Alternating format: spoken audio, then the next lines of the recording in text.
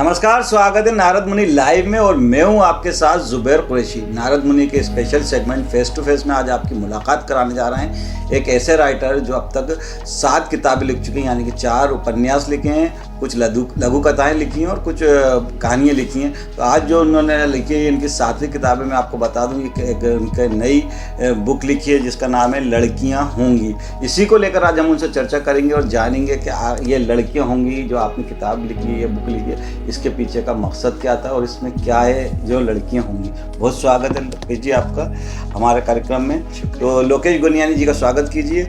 सबसे पहले ये टाइटल जो है लड़कियां होंगी, क्या है इस किताब में और लड़कियां होंगी के पीछे का मकसद क्या है?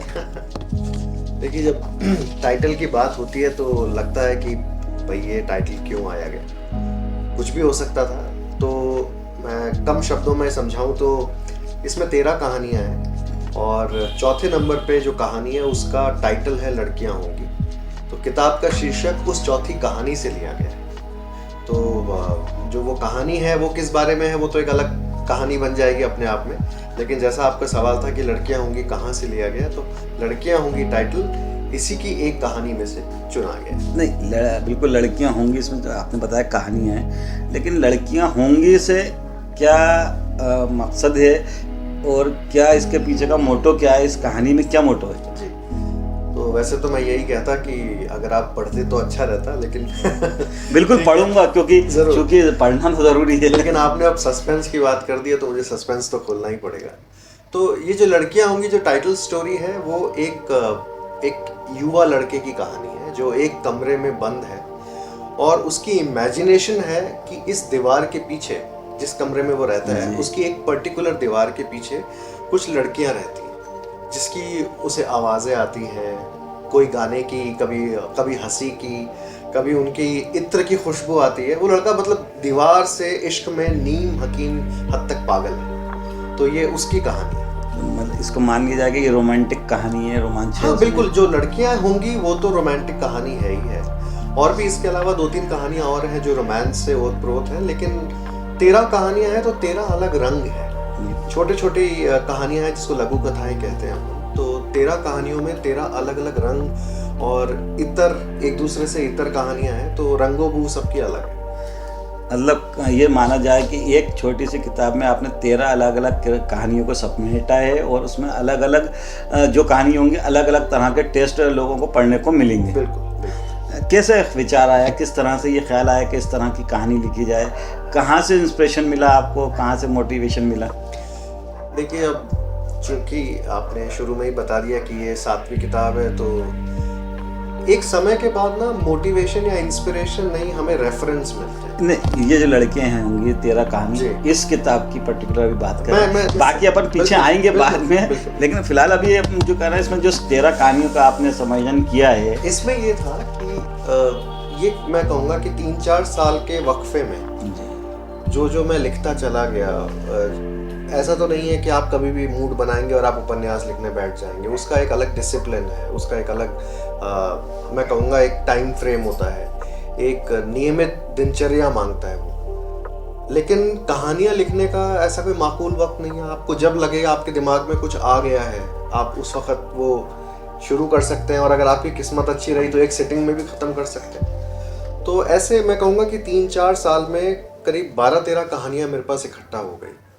तो मुझे लगा कि अब वक्त आ गया है, ये एक सही मोटाई आ गई है कि इन किताबों को, मतलब कागज़ों को अगर जोड़ेंगे तो एक अच्छी खासी किताब अपने आप में, एक लघु कथा संग्रह तैयार हो सकता है। तो जब मुझे लगा कि सही वक्त आ गया तो मैंने इसमें आगे बढ़ के पब्लिश के लिए। दोस्तों, लोकेश गुलियानी जी के बारे में बता दें कि आप जयपुर से बिलोंग करते हैं, जयपुर के रहने वाले हैं और फिलहाल मध्य प्रदेश की राजधानी भोपाल में। इसके अलावा आपको बता दें कि ये मीडिया हाउस में भी रहे, जयपुर में FM में भी काम कर चुके हैं और कई जगह पे मीडिया हाउस की नौकरी छोड़ने के बाद लगभग 10 साल मीडिया हाउस में काम किया। उसके बाद इन्होंने अपना जो चेंज होता है अपनी वो फील्ड चेंज की है। लोकेश जी, इतने बिजी शेड्यूल में जो इस तरह का आप वर्क करते हैं, उस इतने बिजी शेड्यूल के बाद ये कहानी लिखने का विचार कैसे आ गए हैं और किस तरह से इसमें समय निकाल पाते हैं? देखिए, बात तो सही है कि भाई होते तो वही 24 घंटे हैं, लेकिन उन 24 घंटों में आप अपने आप को कैसे मैनेज करते हैं, सारा खेल उसी का है। कोई ऐसे होते हैं लोग जिनको 24 घंटे भी कम पड़ते हैं, और कई ऐसे भी होते हैं जिनको लगता है कि यार समय कब बीतेगा, ये दिन कब ख़त्म होगा। तो ये है कि आदमी को, मैं सिर्फ इतना मानता हूँ, आदमी को जो पसंद होता है उसके लिए वो समय अपने आप खुद ब खुद निकाल ही लेता है।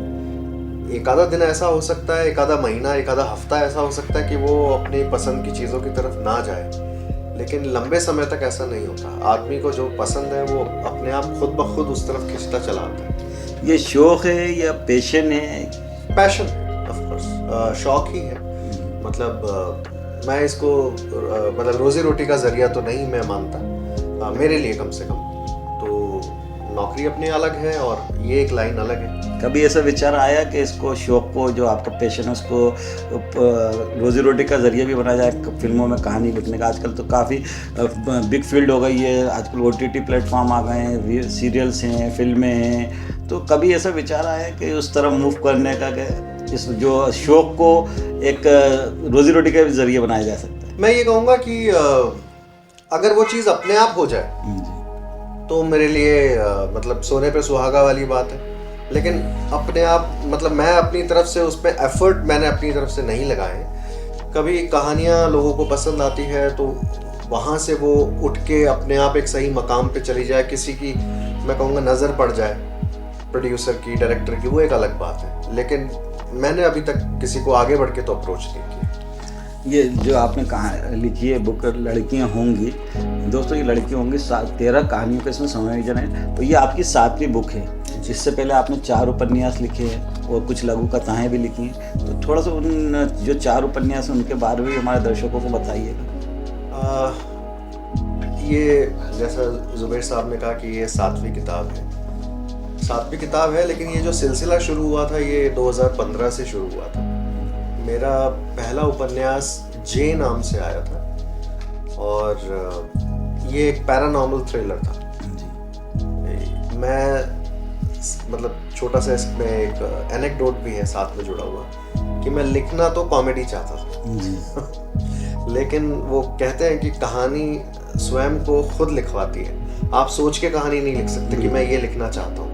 अगर कहानी नेचुरली होनी है तो वो खुद अपना रास्ता खुद तय करती है। तो वो कब कॉमेडी से हॉरर में तब्दील हो गई मुझे खुद पता भी नहीं लगा, और थोड़े टाइम बाद मुझे मालूम पड़ा कि मैं एक उपन्यास पूरा लिख चुका हूँ। तो वो 2015 में मेरा पहला उपन्यास था। उसके बाद दूसरा भी मेरा उपन्यास आया था, वो फैंटेसी फिक्शन था, जैसे Lord of the rings, Narnia और हैरी पॉटर, इस तरह का जो मैं कहूँगा कलेवर है, उस तरह का वो फिक्शन है।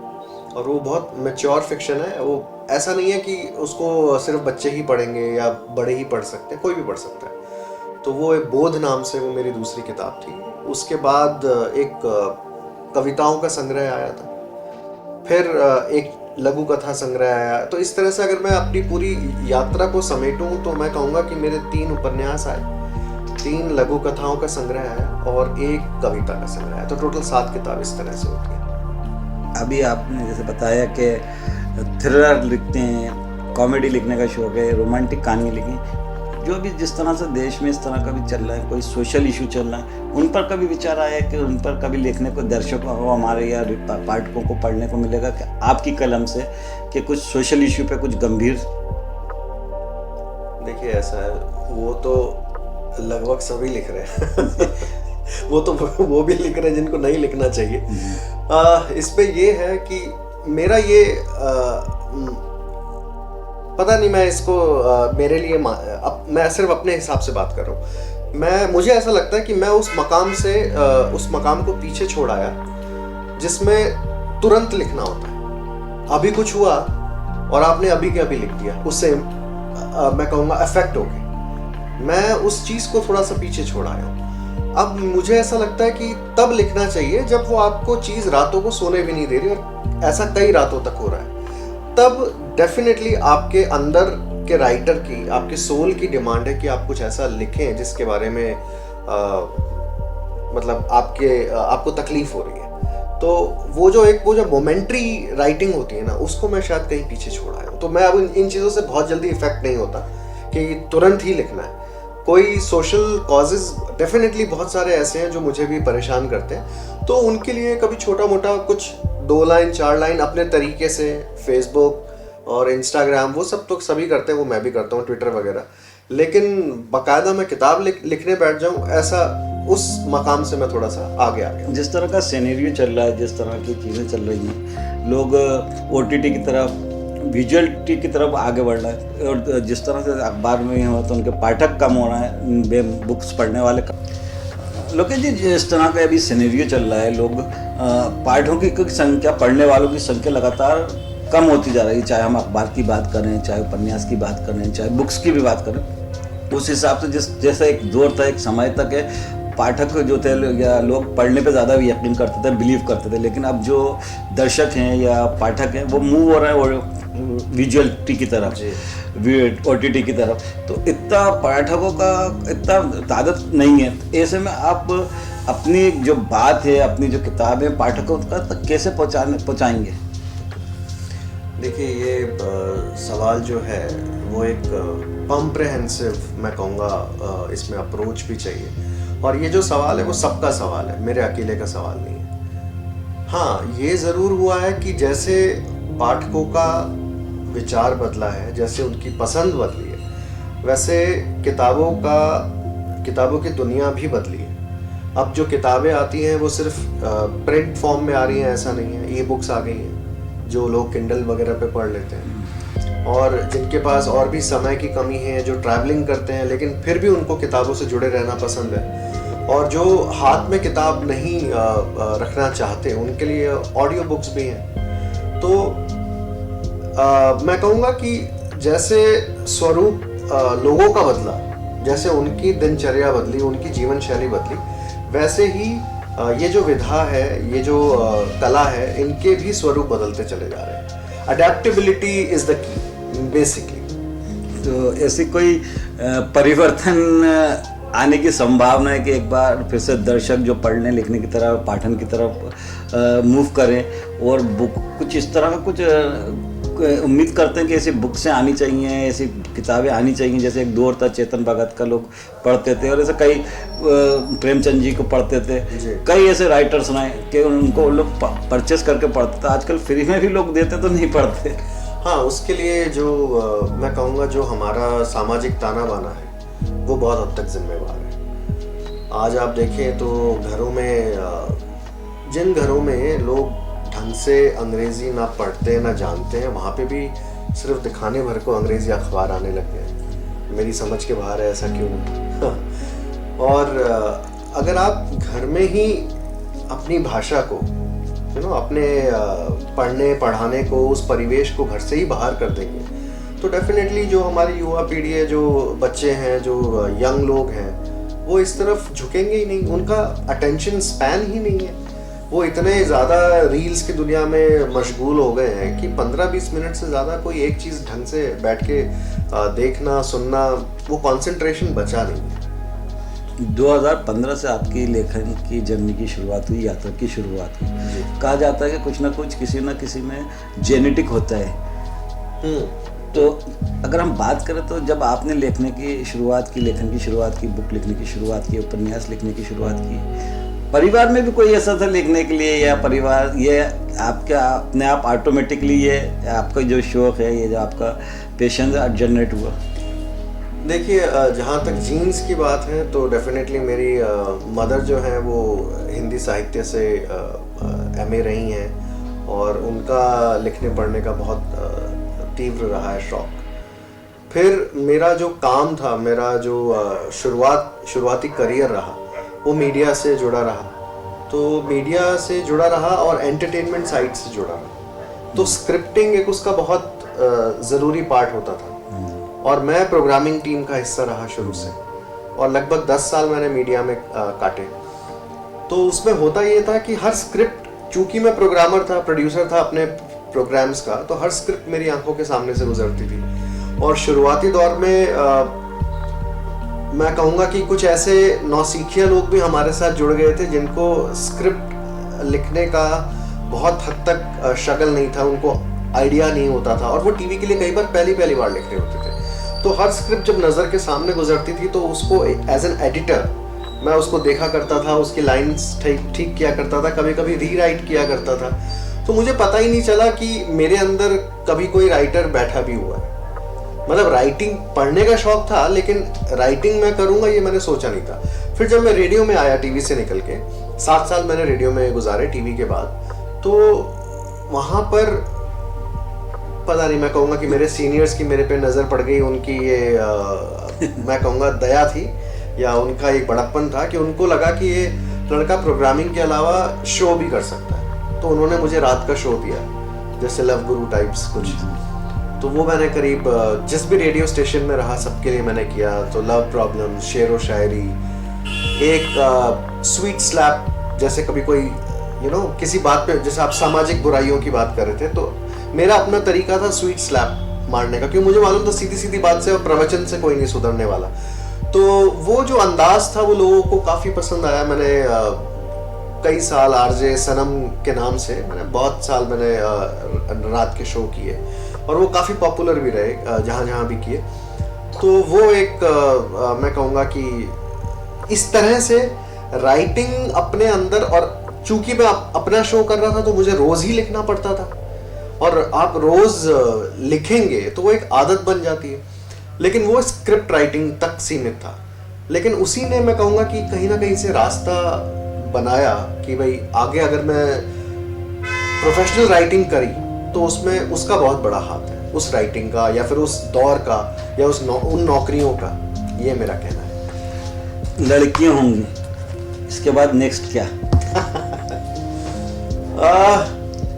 नेक्स्ट तो है मेरे दिमाग में एक बहुत समय से मैंने एक कहानी का हुक मेरे दिमाग में आके फंसा हुआ है कि एक उपन्यास का, कि मुझे वो लिखना है। और मैं रोज़ उसको थोड़ा थोड़ा मैं रोज़ सोच रहा हूँ, मैं अभी पका रहा हूँ उसको, अभी वो पका नहीं है मेरे अंदर।